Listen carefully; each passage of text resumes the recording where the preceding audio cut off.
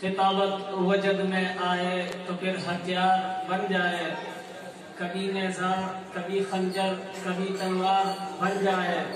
خطابت کی گلفشانی مسلم ہے زمانے میں، خطابت کی گلفشانی مسلم ہے زمانے میں، یہ نجاشی کے آگے جعفر طیار بن جائے۔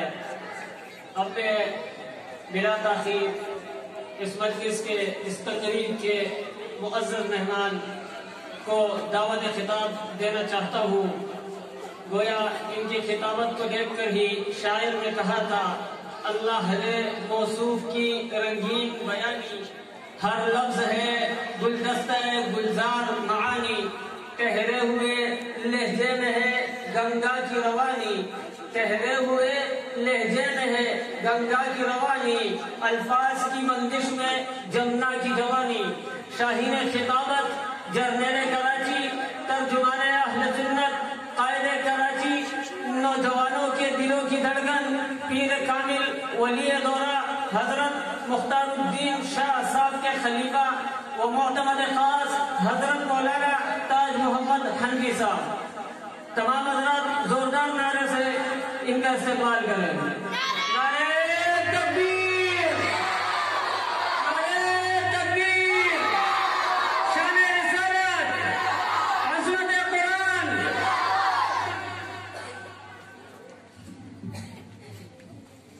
الحمدللہ نحمدہ ونستعینہ ونستغفرہ ونؤمن به ونتوکل علیہ ونعوذ باللہ من شرور انفسنا ومن سیئات اعمالنا من يهده الله فلا مضل له ومن يضلل فلا هادي له ونشهد ان لا اله الا الله وحده لا شريك له، وحدا بلا بلد، احدا بلا زمان، احدا بلا مكان، احدا بلا نسب، احدا بلا ولد، احدا بلا والد، لا خالق الا الله، لا مالك الا الله، لا رازق الا الله، لا معبود الا الله، لا مسجود الا الله، لا مطلوب الا الله، لا اله الا الله، ونشهد ان سيدنا وسندنا وطبيبنا وطبيب قلوبنا محمد اجمل البشر محمد، اکمل البشر محمد، خطیب الانبیاء محمد، امام الانبیاء محمد، امام القبلتین محمد، جد الحسن محمد وجد الحسین محمد، اللهم صل على محمد وعلى آل محمد وصل كذلك على جميع الأنبياء والمرسلين، أما بعد فأعوذ بالله من الشيطان الرجيم، بسم الله الرحمن الرحيم، بل هو آيات بينات في صدور الذين أوتوا العلم، آمنت بالله صدق الله العظيم۔ عزیزان محترم، قابل سر تکریم علماء دین متین، خصوصاً برادر مکرم عظیم قلم نگار حضرت مولانا عبد المومن بنگش صاحب، بزرگ عالم دین حضرت مولانا طاہر صاحب، دور دراز سے تشریف لانے والے بزرگوں، عزیزوں، نوجوان دوستوں، ساتھیوں، میرے گلے میں انتہائی تکلیف ہے، جس کی وجہ سے عشاء کے بعد میرا کورنگی میں پروگرام تھا،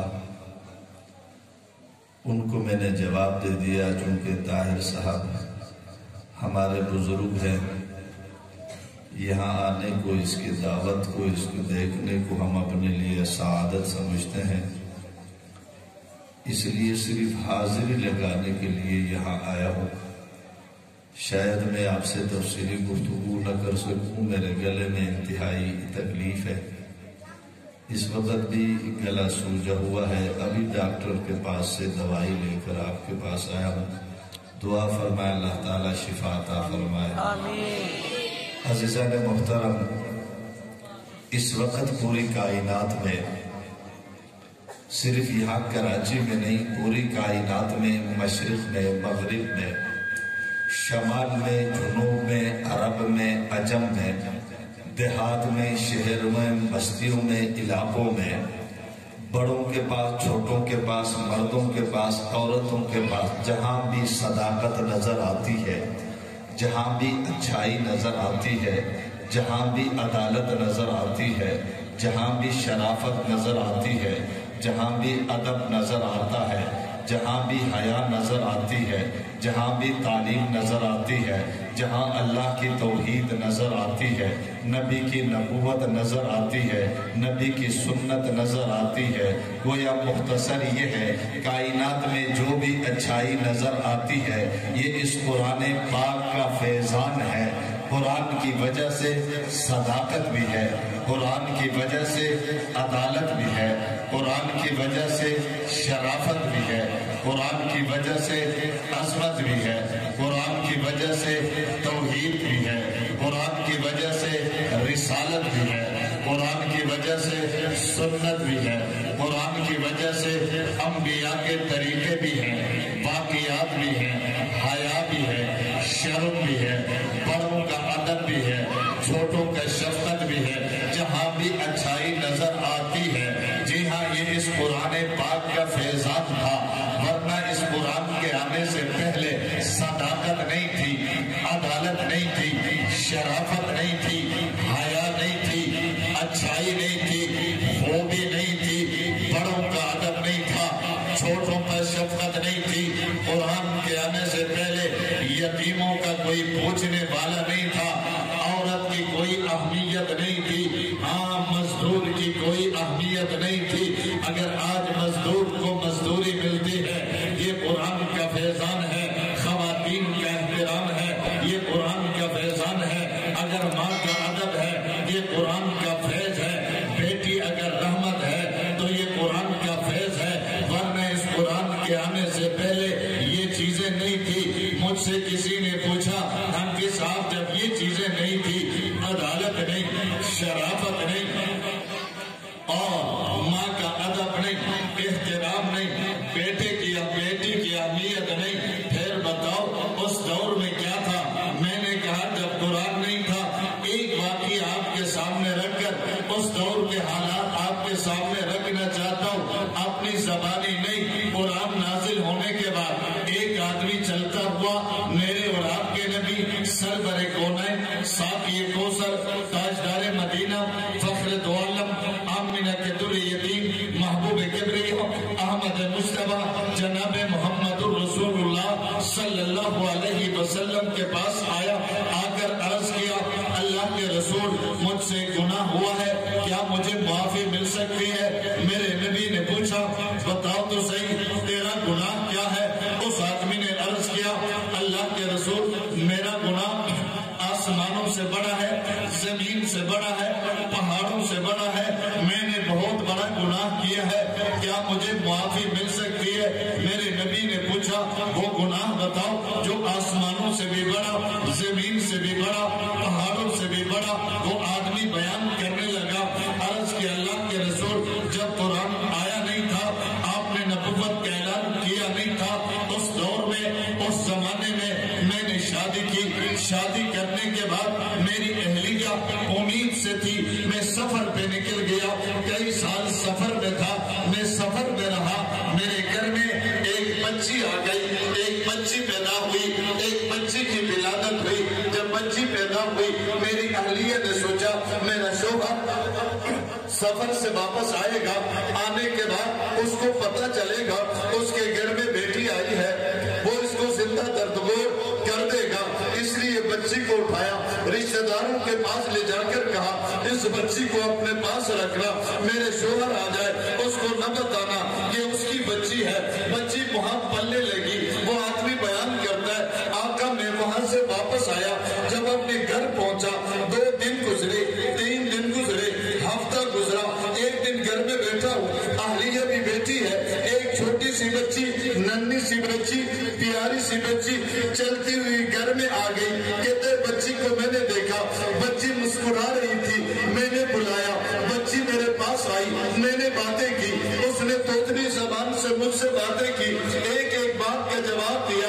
آقا اس بچی کا بولنا مجھے بہت اچھا لگا, مسکرانا بہت اچھا لگا, توتلی زبان سے بولنا مجھے بہت اچھا لگا. میں اس بچی سے باتیں کر رہا تھا, اہلیہ دیکھ رہی تھی. میں نے اہلیہ سے پوچھا یہ کس کی بچی ہے؟ اہلیہ نے پوچھا کیوں پوچھتے ہو؟ میں نے کہا بہت پیاری بچی ہے, بہت اچھی بچی ہے, بہت پیاری بچی ہے.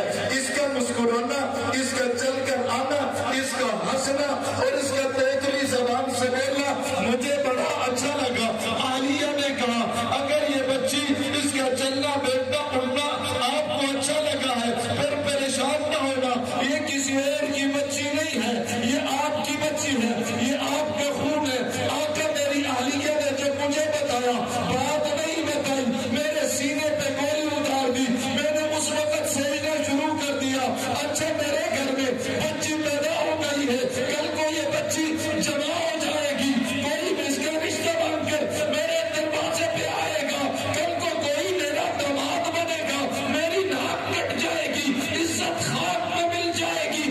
اس سے پہلے کہ یہ جمع ہو جائے, اس سے پہلے کہ یہ جمع ہو جائے, اس سے پہلے کوئی رشتہ مانگ کر دروازے پہ آ جائے, اس سے پہلے کوئی میرا داماد کہلائے, میں نے اس کو زندہ دردور کرنا ہے. کہتے ہیں میں نے منصوبہ بنایا, منصوبہ بنانے کے بعد چند دنوں کے بعد اپنی اہلیہ سے کہا میری بچی کو نئے کپڑے پہنا, نئے جوتے پہنا, نئے دوپٹہ اڑا, میری بچی کے آنکھوں میں سرما بھی ڈال دے, بال بھی بالوں میں کنگا بھی کر دے. کہتے ہیں جب میں نے یہ بتایا تو میری اہلیہ نے کہا کیوں؟ میں نے کہا میں اس کو لے کر اس کے نانا کے ہاتھ جانا چاہتا ہوں. کہتے ہیں جب میں نے یہ بتایا بچی بھی خوش ہے, نانی کے باہر جا رہی ہوں, بچی بھی خوش ہے, نانا سے ملوں گا, بچی بھی خوش ہے, چچا سے ماموں سے ملوں گی, اور اس کے بعد میری اہلیہ بھی خوش ہو گئی. کہتے ہیں جلدی جلدی سے سرما پہنانے کے بعد, دوپٹہ اڑانے کے بعد, نئے کپڑے پہنانے کے بعد, نئے جوتے پہنانے کے بعد معصوم بچی کا ہاتھ میرے ہاتھ میں دیا. کہتے ہیں میں نے بچی کو ہاتھ سے پکڑا, گھر سے باہر نکلا, میں نے زمین کھودنے کے لیے ایک آلہ اٹھایا, گھر سے باہر نکلا اور میں چلتا رہا, میں چلتا رہا, میں چلتا رہا. بچی میرے ساتھ چلتی رہی, یہاں تک کہ گاؤں بھی پیچھے رہ گیا, علاقہ بھی پیچھے رہ گیا, شہر بھی پیچھے رہ گیا, بستی بھی پیچھے رہ گئی, اور بستی بھی پیچھے رہ گئی, لوگ بھی پیچھے رہ گئے, مکانات بھی پیچھے رہ گئے. میں آگے بڑھتا چلا گیا.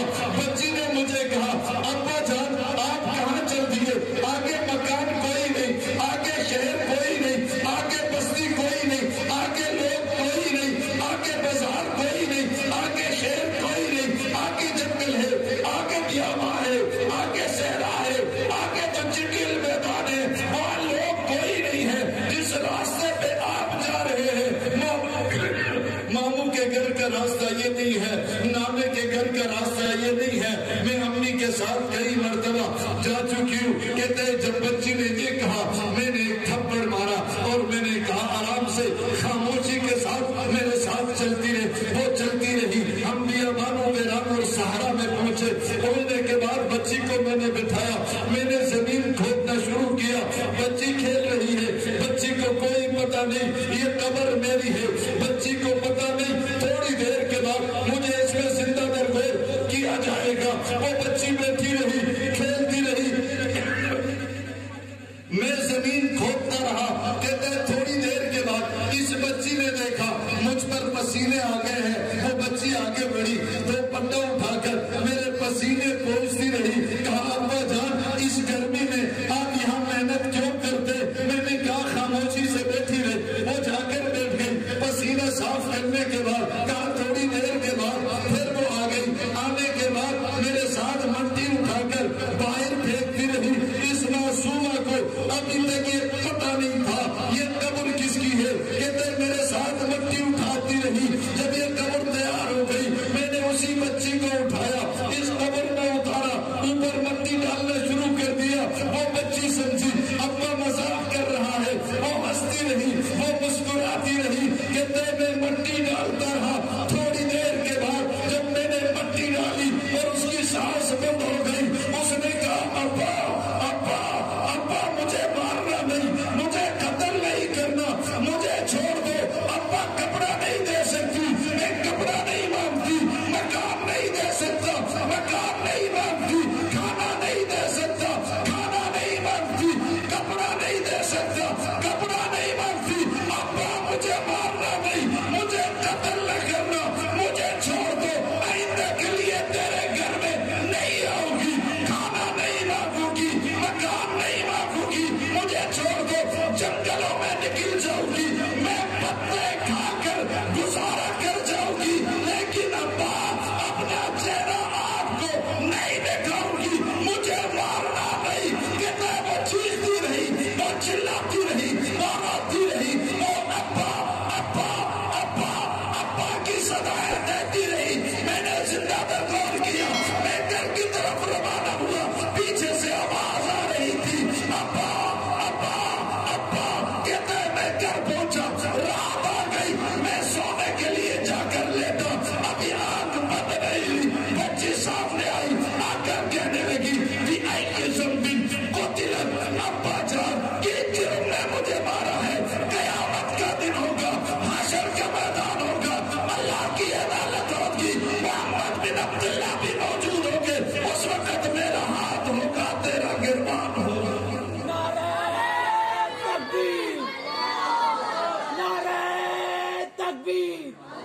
جب بات یہاں تک پہنچی میرے نبی کی آنکھوں سے آنسو روان دوا ہو گئے. میرے نبی نے فرمایا ارے انسان تیرے سینے میں دل نہیں ہے پتھر ہے. جب وہ ابا ابا کہہ رہی تھی تجھے ترس نہیں آیا؟ جب وہ پسینے پوچھ رہی تھی تجھے ترس نہیں آیا؟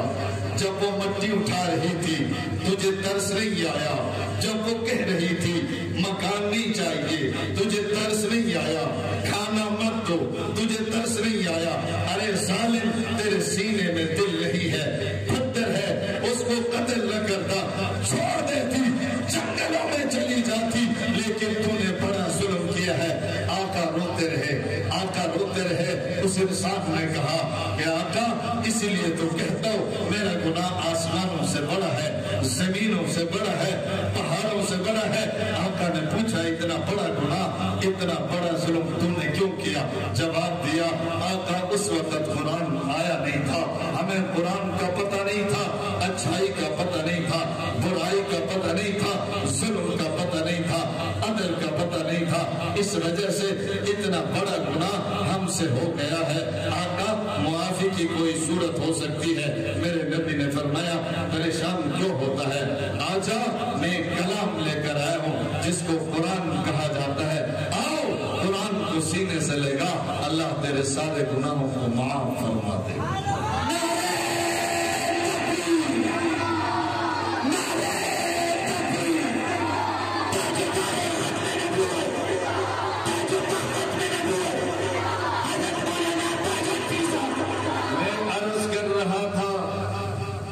کہ آج جہاں بھی اچھائی نظر آتی ہے یہ قرآن کا فیضان ہے. ورنہ قرآن کے آنے سے پہلے عالم یہ تھا بچیوں کو زندہ درگور کیا جاتا تھا. پھر قرآن آیا. میرے نبی نے فرمایا اے جنت کے متلاشیوں جنت کو کہاں تلاش کرتے ہو؟ عبادت میں تلاش کرتے ہو، نماز میں تلاش کرتے ہو، رکوع میں تلاش کرتے ہو، سجدے میں تلاش کرتے ہو، ذکر میں تلاش کرتے ہو، شہادت میں تلاش کرتے ہو، جہاد میں تلاش کرتے ہو، تدریس میں تلاش کرتے ہو، امامت میں تلاش کرتے ہو، جنت کو مسجد میں تلاش کرتے ہو، مدرسے میں تلاش کرتے ہو۔ آقا جنت کہاں ہے؟ فرمایا رکوع میں نہیں، سجدے میں نہیں، مدرسے میں نہیں، مسجد میں نہیں، جنت تو تمہارے گھر میں ہے۔ آقا میرے گھر میں جنت ہے۔ فرمایا ہاں جنت ہے۔ آقا جنت کہاں ہے؟ فرمایا جاؤ تمہارے گھر میں جنت ہے، جس کو تم ماں کہتے ہو، رب کائنات نے جنت اس ماں کے قدموں میں رکھ دیا ہے۔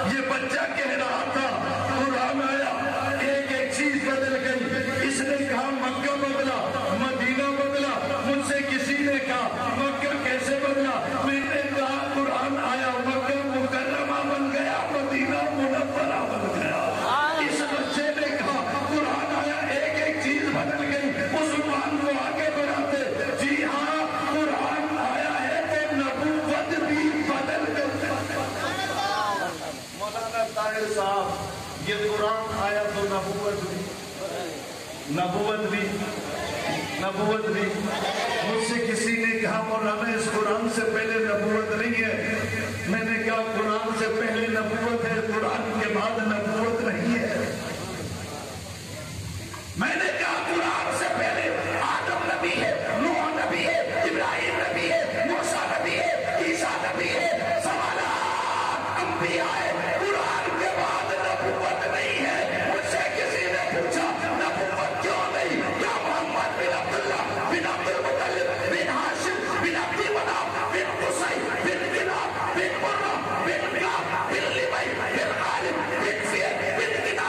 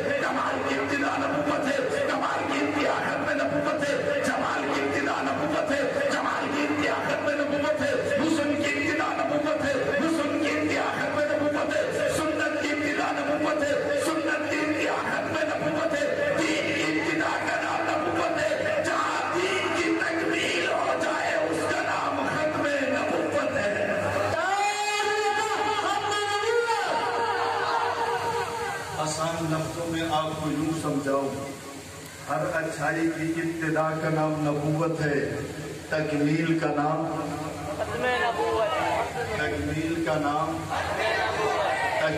نام دیکھو یہ ایک ایک جملہ مستقل بیان ہے۔ میں نے کہا صداقت کی ابتدا نبوت ہے، انتہا ختم نبوت ہے۔ میں نے کہا جمال کی ابتدا نبوت ہے، انتہا میں تفصیل میں نہیں جاتا۔ کسی نے کہا کہ مولانا حسن کی ابتدا کیسے نبوت ہے، انتہا کیسے ختم نبوت ہے؟ کیا نبی سے پہلے وہ اتنا اعلیٰ حسین و جمیل نبی نہیں آیا؟ میں نے کہا کون سا؟ کہتا ہے قرآن اس کے حسن کو بیان کرتا ہے۔ فقط تانا ایدیہن، حسن یوسف کو دیکھنے والیوں نے انگلیاں کٹا ڈالی۔ کتنا کمال کا حسن تھا۔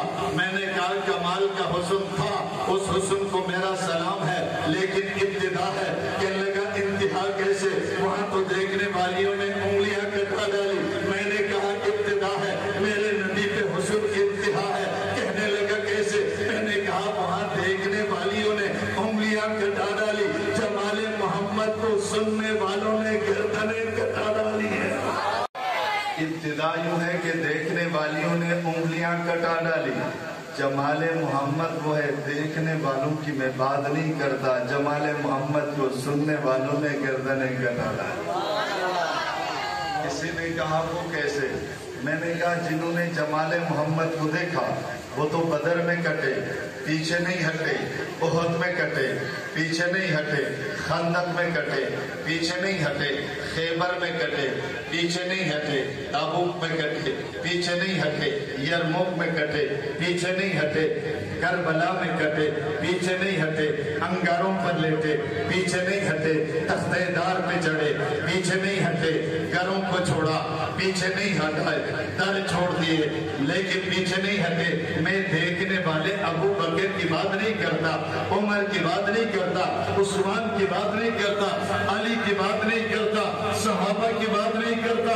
میں نے کہا وہاں دیکھنے والیوں نے انگلیاں کٹا ڈالی، جمال محمد کو سننے والوں نے گردنیں کٹا ڈالی۔ کسی نے کہا کون ہے جنہوں نے جمال محمد کو دیکھا نہیں لیکن گردنیں کٹا ڈالے؟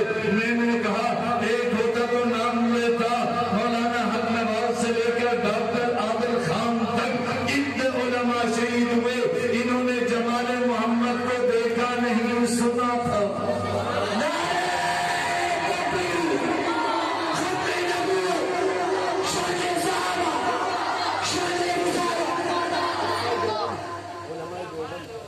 میں نے کہا کہ قرآن آیا، ہر چیز بدل گئی، میں نہیں وہ بچہ کہہ رہا تھا قرآن آیا افراد بدل گئے۔ میں تو کہتا ہوں قرآن آیا تو دن بدل گئے، راتیں بدل گئی، مہینہ بدل گیا۔ کسی نے کہا کیسے بدلا؟ میں نے کہا رمضان آنے والا ہے، رمضان شروع ہوتا ہے تو جنت کے دروازے کھل جاتے ہیں، جہنم کے دروازے بند ہو جاتے ہیں۔ روزانہ افطار کے وقت کروڑوں انسانوں کی مغفرت کا اعلان ہوتا ہے، روزانہ سحری کے وقت کروڑوں انسانوں کی مغفرت کا اعلان ہوتا ہے۔ جی ہاں رمضان شروع ہوتا ہے، شیاطین باندھ دیے جاتے ہیں، رمضان شروع ہوتا ہے، نوافل کے ثواب فرائض کے برابر ملتا ہے، ایک فرض کا ثواب 70 فرائض کے برابر ملتا ہے۔ مہینہ وہ بھی مہینہ، شعبان بھی مہینہ، شوال بھی مہینہ، رمضان بھی مہینہ۔ میں نے پوچھا رمضان کو عظمت کیوں ملی؟ فرمایا کہ قرآن رمضان میں آیا، رمضان کا تعلق قرآن سے جڑا تو قرآن نے رمضان کو بدل کر 11 مہینوں کا سردار بنا دیا۔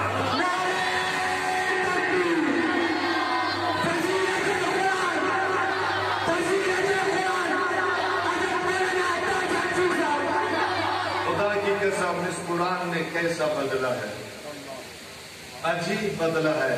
میں نے پوچھا قرآن سے پہلے یہ کون ہے؟ جواب ملا جوالائے عرب ہے۔ قرآن آنے کے بعد میں نے پوچھا یہ کون ہے؟ قرآن نے بتا دیا اولئک هم الفائزون ہے، اولئک هم المؤمنون حقا ہے۔ ہاں جی ہاں التائبون ہے، العابدون ہے، الحامدون ہے، السائحون ہے، الراکعون ہے، الساجدون ہے، الآمرون بالمعروف ہے، والناہون عن المنکر ہے۔ میں نے پوچھا یہ کون ہے؟ فرمایا والذین معہ ہے، اشداء علی الکفار ہے، رحماء بینہم ہے،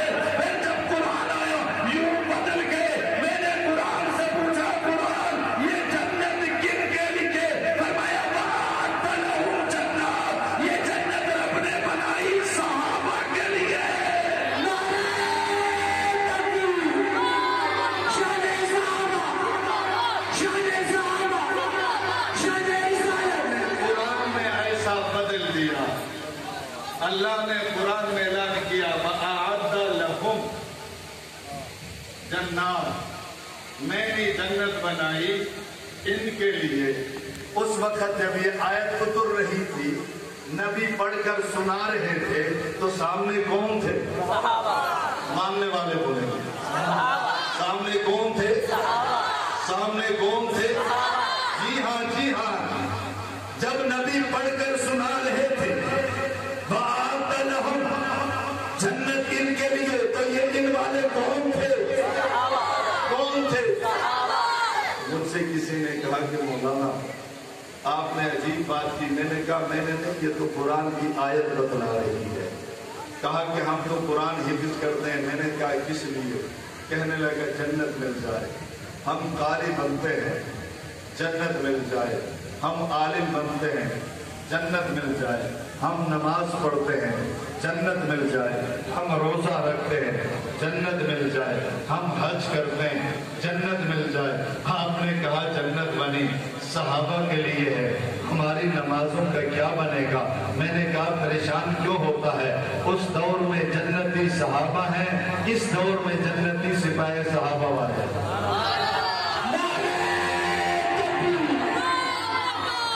وہ پریشان ہو گیا. اس نے کہا باقی جماعتوں کا, تبلیغی جماعتوں کا کیا بنا؟ میں نے کہا میں نے کسی جماعت کی بات تو نہیں کی. میں نے کہا اس دور میں جنتی صحابہ ہیں, اس دور میں جنتی سپاہی صحابہ. کچھ نہیں ہوگا بولیں, ہتھڑ نہیں آئے گی بولیں. کہا کہ مولانا یہ کیا بات ہو گئی؟ میں نے کہا یہ میں تو نہیں کہہ رہا, قرآن کہتا ہے والسابقون الاولون من المہاجرین والانصار. قرآن کہتا ہے مہاجر صحابہ سے اللہ راضی, انصار صحابہ سے اللہ راضی. میں نے پوچھا اور تیسرا طبقہ کون ہے؟ فرمایا والذین اتبعوہم بإحسان, جو مہاجر انصار کا سپاہی ہے میں ان سے بھی راضی. سپاہی صحابہ کسی جماعت کا نام نہیں ہے. سپاہی صحابہ کا معنی وہ سپاہی صحابہ کو ہے جن کا کلمہ صحابہ سے ملتا ہے اور صحابہ کا سپاہی ہے. نماز کا طریقہ صحابہ سے ملتا ہے اور صحابہ کا سپاہی ہے. روزہ ان سے لیتا ہے اور صحابہ کا سپاہی ہے. حدیث ان سے لیتا ہے, صحابہ کا سپاہی ہے. صحابہ کا جو بھی تابعدار ہے اپنے آپ کو صحابہ کا سپاہی کہے تب بھی ہے, نہ کہے تب بھی.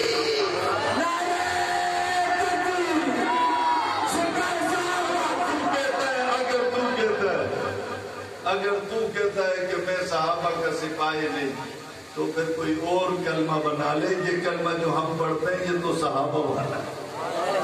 صحابہ کا کلمہ پڑھ کر پھر سپاہی صحابہ نہیں, صحابہ والی نماز پڑھ کر پھر بھی سپاہی صحابہ نہیں, صحابہ کی بتائی حدیثیں سنا کر پھر بھی سپاہی صحابہ نہیں, صحابہ کا دیا ہوا قرآن یاد کر کے پھر بھی سپاہی صحابہ نہیں. پھر اپنے لیے کوئی اور تلاش کر. ہمارے پاس جو دین ہے اليوم اکملت لکم دینکم, ہمارے پاس جو دین ہے یہ دین بھی دین صحابہ ہے. یہ قرآن دینے والے صحابہ ہیں, اذان دینے والے صحابہ ہیں, حدیث دینے والے صحابہ ہیں, روزہ بتانے والے صحابہ ہیں, حج بتانے والے صحابہ ہیں, بخاری کی روایات پہنچانے والے صحابہ ہیں, کلمہ پہنچانے والے. اگر تو کہتا ہے کہ میں صحابہ والا نہیں پھر اپنے لیے کوئی اور تلاش کر. میں تو کہتا ہوں جن کا قرآن کہتا ہے والذین اتبعوہم بإحسان, جو بھی ان کا تابعدار ہے اللہ ان سے راضی ہے. جو صحابہ کا تابعدار ہے وہ صحابہ کا سپاہی ہے. سپاہی ہے جی ہاں, وہ دیوبندی ہو تو بریلوی ہو تو اہل حدیث ہو تو اپنا کلمہ صحابہ کے کلمے سے ملا کر دیکھے. جس کا کلمہ وہاں ملتا ہے وہ صحابہ کا سپاہی ہے, جن کا نہیں ملتا وہ صحابہ کا سپاہی نہیں ہے. میں عرض کر رہا تھا, میں آخری بات عرض کر دوں. یہ بچہ کہہ رہا تھا کہ قرآن نے ایک ایک چیز کو بدلا. مجھ سے کسی نے کہا کہ مولانا کیا آج بھی قرآن میں بدلنے کا, اثر ڈالنے کا وہ اثر آج بھی موجود ہے۔ میں نے کہا موجود ہے، کہنے لگا مولانا کیسے موجود ہے؟ میں نے کہا یہی سوال کسی نے شاہ ولی اللہ محدث دہلوی سے کیا، قرآن لے کر چلا گیا، کہنے لگا شاہ صاحب اس قرآن نے زمانوں کو، علاقوں کو، شہروں کو، بستیوں کو، گاؤں کو، دیہاتوں کو، درندوں کو بدل دیا ہے، کیا آج بھی قرآن میں اثر ہے؟ شاہ صاحب نے کہا جی ہاں آج بھی اثر ہے۔ تو اس آدمی نے جیب سے ایک پتھر نکالا، شاہ صاحب کو دیا، کہا شاہ صاحب قرآن سے اس پتھر کو سونا بنا دے۔ سامنے بھی تو شاہ صاحب تھے، کہنے لگا لے آؤ۔ پتھر ہاتھ میں لیا، سورہ فاتحہ پڑھ کر دم کیا، کہا لے جاؤ سونا بن گیا۔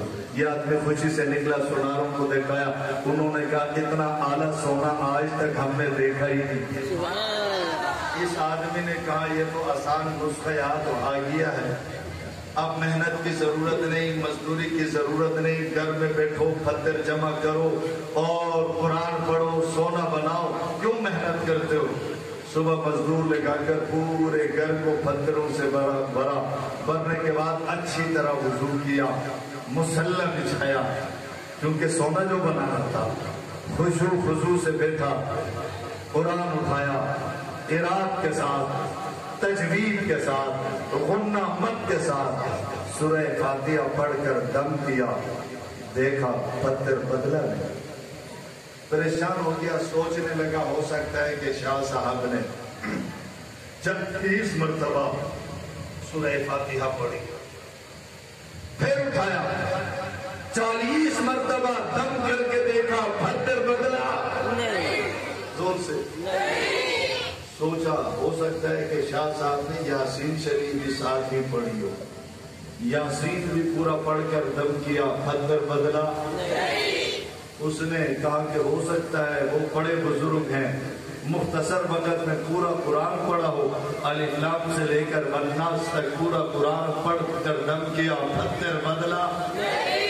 پریشان ہوا، شاہ صاحب کے پاس چلے گئے، کہا شاہ صاحب آپ کے قرآن میں اثر ہے، ہمارے قرآن میں اثر کیوں نہیں؟ شاہ صاحب نے مسکرا کر کہا آپ کے قرآن میں بھی اثر ہے، ہمارے قرآن میں بھی اثر ہے، لیکن پڑھنے کے لیے شاہ صاحب کا زبان چاہیے۔ پیدائش سے لے کر آج تک حرام تو حرام، کوئی مشتبہ لقمہ بھی اس زبان میں چکا نہیں ہے۔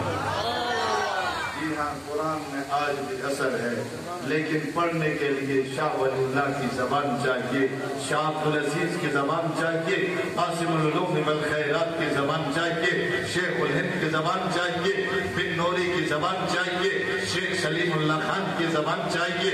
جی ہاں، ان بزرگوں کی زبان چاہیے جس زبان میں حرام کا کبھی لقمہ نہیں چکا، پھر اس زبان سے قرآن پڑھ کر دے یہ بدلتا کہ نہیں بدلتا۔ ایک ہی رکوع، آدھا رکوع سننے کے بعد عمر جیسے جنی انسان بدل گیا تھا۔ اگر ہم تو یہاں گھنٹے گھنٹے بیان کرتے اثر کوئی نہیں ہوتا، کیونکہ زبان وہ نہیں ہے۔ کسی نے کہا کہ مولانا آج بھی قرآن میں اثر ہے، آخری بات عرض کر دوں۔ میں نے کہا تجھے اثر نظر نہیں آتا، اثر آج بھی ہے۔ کہنے لگا کیسے؟ میں نے کہا لے آؤ اپنا بچہ مدرسہ تعلیم القرآن میں مولانا طاہر صاحب کی سرپرستی میں 2 سال کے لیے ڈال دو۔ کہا کیا ہوگا؟ میں نے کہا انشاءاللہ 2 سے 3 سال کے اندر تمہارے بچے کو مولانا طاہر صاحب قرآن بنا کر تمہیں دے۔ اس نے کہا کہ مولانا 3 سال کے اندر میرا بچہ قرآن بن جائے گا۔ میں نے کہا قرآن بن جائے گا۔ کہا پھر میرا بچہ کیسے ہوگا؟ میں نے کہا قرآن بچہ ہوگا۔ کہتا ہے قرآن بچہ کیسے ہوگا؟ میں نے کہا جس کو تو حافظ القرآن کہتا ہے حقیقت میں یہ چلتا پھرتا قرآن بچہ۔ جی ہاں، کہنے لگا تو نے بچے کو قرآن کہا۔ میں نے کہا جی ہاں، یہ صرف قرآن نہیں، یہ بولتا قرآن ہے، سنتا قرآن ہے، چلتا قرآن ہے، مسکراتا قرآن ہے۔ کہتا ہے انسان کو قرآن کیسے کہوں، نئے بچے کو قرآن کیسے کہوں؟ میں نے کہا تو نے ورق کو قرآن کہا، تو نے کاغذ کو قرآن کہا۔ کہنے لگا ورق کو قرآن اس لیے کہا الفاظ قرآن ورق میں آئے، ورق کو قرآن کہا الفاظ قرآن کاغذ میں آئے، کاغذ میں قرآن کہا۔ میں نے کہا الفاظ قرآن ورق میں آئے، ورق قرآن کاغذ میں آئے، کاغذ قرآن ہاتھ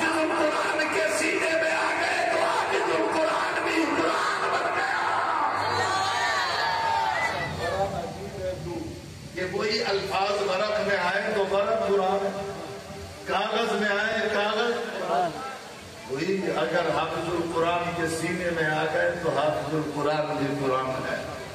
جی ہاں، اللہ نے فرمایا تھا نا اِنَّا نَحْنُ نَزَّلْنَا الذِّكْرَ وَإِنَّا لَهُ لَحَافِظُونَ. میں نے اتارا، حفاظت میں کروں گا. ربا کیسے حفاظت کریں گے؟ لکڑی پہ لکھ کے، لوہے پہ لکھ کے، پیتل پہ لکھ کے، پہاڑ پہ لکھ کے، آسمان کے کناروں پہ لکھ کے. اگر آپ لکڑی پہ لکھیں گے جلا دی جائے گی، لوہے پہ لکھیں پگھلا دیا جائے گا، کاغذ پہ لکھیں جلا دیا جائے گا. قرآن محفوظ کیسے ہوگا؟ فرمایا ان اللہ علی کل شیء قدیر. میں ہر انداز میں حفاظت کر سکتا ہوں. میں حفاظت کرنے پہ آ جاؤں. گر فرعون کا ہوتا ہے، تربیت کلیم اللہ کی ہوتی ہے. میں حفاظت کرنے پہ آ جاؤں، مکڑی کے جالے سے حفاظت کر کے بتاتا ہوں. کہا کہ حفاظت میں کروں گا، لیکن ربا قرآن کی حفاظت کیسے کریں گے؟ فرمایا کہ میں مدرسہ تعلیم القرآن کے ایک بچے کو اٹھاؤں گا، اپنا قرآن اس کے سینے میں اتاروں گا، اس بچے کو قرآن بنا کر قرآن کی حفاظت کروں گا. اب حافظ القرآن کے سینے میں قرآن ہے، کوئی مٹانا چاہے مٹا نہیں سکتا، کوئی توڑنا چاہے توڑ نہیں سکتا، کیونکہ حافظ القرآن کے سینے میں قرآن ہے. توڑنے کے لیے بھی نظر آنا ضروری ہے، مٹانے کے لیے بھی نظر آنا ضروری ہے. سینہ چیر کر دیکھ، اندر قرآن موجود ہے، نظر آئے گا نہیں، کوئی مٹا بھی نہیں سکتا، کوئی توڑ بھی نہیں سکتا. فرمایا میں یوں حفاظت کروں گا. اللہ نے ایسا انتظام کیا. یہ قرآن کا بڑا عجیب معجزہ ہے. کبھی تھوڑا سا اس پر غور بھی کر لیا کرے. تورات کا حافظ کوئی نہیں، انجیل کا حافظ کوئی نہیں، زبور کا حافظ کوئی نہیں. اگر قرآن کا دیکھنا چاہتے ہو تو 10 سال کا بچہ بھی حافظ القرآن ہے، 90 سال کا بابا بھی حافظ القرآن.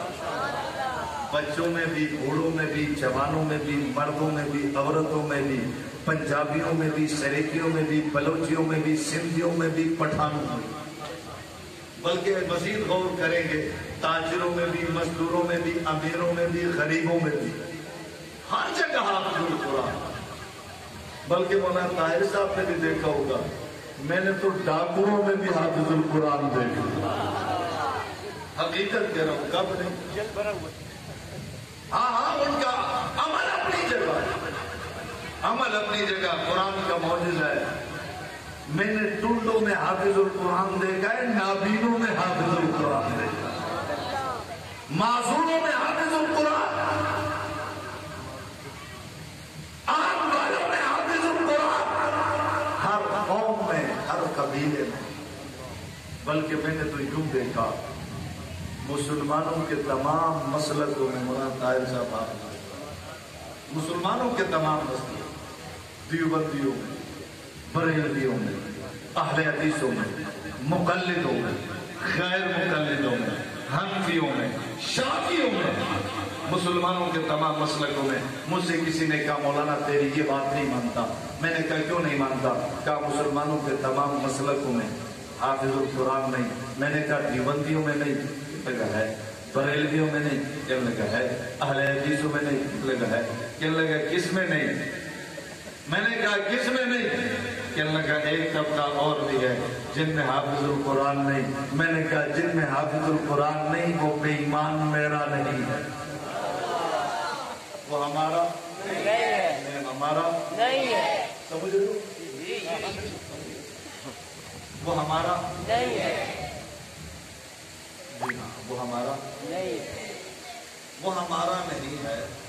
مسجد میں آ جائے تب بھی وہ ہمارا نہیں. کبھی کتا بھی مسجد میں آ جائے، اگر کتا مسجد میں آ جائے وہ علامہ تو نہیں بنے گا، شیخ الحدیث بنے گا، مفتی بنے گا. کتا گھر میں بھی کتا، گلی میں بھی کتا، مسجد میں آ جائے. جی ہاں، جن کے پاس قرآن نہیں وہ ہمارا نہیں. میں ساتھ کھڑا ہوں تب بھی میرا نہیں. شیخ الحدیث کے گلے لگ جائے تب بھی ہمارا نہیں. کتا کتا ہے. شیخ الحدیث پالے تب بھی کتا ہے، مفتی پالے تب بھی کتا ہے، مخدمین صاحب پالے تب بھی کتا ہے. مجھے کوئی کو نہیں. کوئی کتا پالتا ہے شکار کے لیے, گھر کی حفاظت کے لیے, احناف کے ہاں جائز ہے, میں اس پر تنقید نہیں کرتا. یہ علماء تشریف فرما ہے گھر کی حفاظت کے لیے, کھیتی کے کتا کیوں پالا ہے؟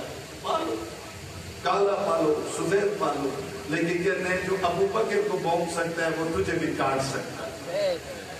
جو ابو بکر سے وفا نہیں کرتا, عمر سے وفا نہیں کرتا, عثمان سے وفا نہیں کرتا, وہ حنفی سے بھی وفا, وہ مولوی سے بھی وفا. خیر میں عرض کر رہا تھا, اللہ نے حفاظت کا انتظام یوں کر لیا, بچوں کو قرآن بنایا. اب کوئی مٹانا چاہے تو مٹا, توڑنا چاہے توڑ. کسی نے کہا کہ مولانا اگر خدا نہ خواستہ حافظ القرآن کا ہاتھ کاٹ دیا جائے تو قرآن مٹ جائے گا. میں نے کہا نہیں. کہا کیوں نہیں؟ میں نے کہا زبان سے قرآن پڑھ کر بتائے. کہا اگر زبان کاٹ دی جائے, میں نے کہا ہاتھ سے لکھ کر بتائے گا.